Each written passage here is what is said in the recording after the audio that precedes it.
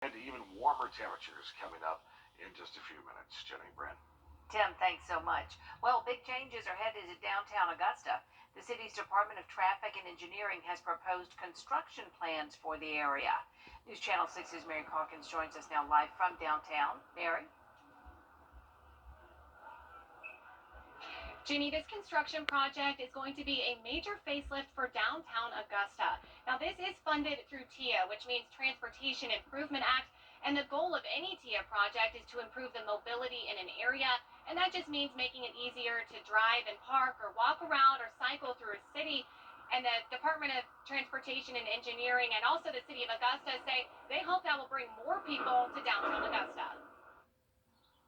First on the to-do list is improving parking. The parking wells or parking pits downtown will be bulldozed, raised to ground level, and replaced with parallel parking spaces.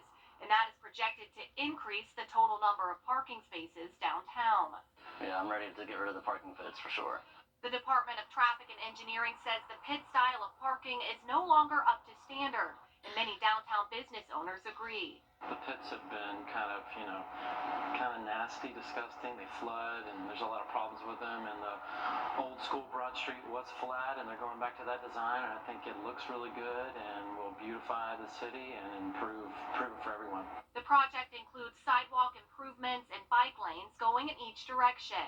The Common Park will be widened, and the James Brown statue will be elevated above ground level, making it a downtown focal point. These plans will just really give downtown a fresh new look. Our infrastructure on Broad Street in particular has just needs a serious facelift. Developers say the construction will be done in phases as to not shut down the entire area at once. Finally, in a word, progress needs to happen, and I'm excited for things to improve. The plans also include new green spaces, water features, and landscaping. And the Department of Traffic and Engineering says these plans are about 50% done, but they have to be finalized by the end of the year, and they expect construction to begin at the end of 2023 or the beginning of 2024. Reporting live in downtown Augusta, Mary Calkins, WJBF News Channel 6. It looks like tens of thousands of people in Augusta could pay more for street lights this year. The city administrator outlining a plan to eliminate the shortfall in the streetlight program and provide money to expand lights to new neighborhoods. Now, the proposal would increase residential fees for you by $15. Businesses would pay $60 more. And for the first time, those who don't pay for streetlights now would see a $50 fee. Raise the fee, have a good policy, and ensure that everybody pays a light fee.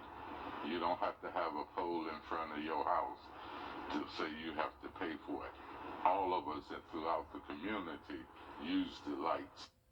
The proposal would also change the way street lights are paid for in the old city limits.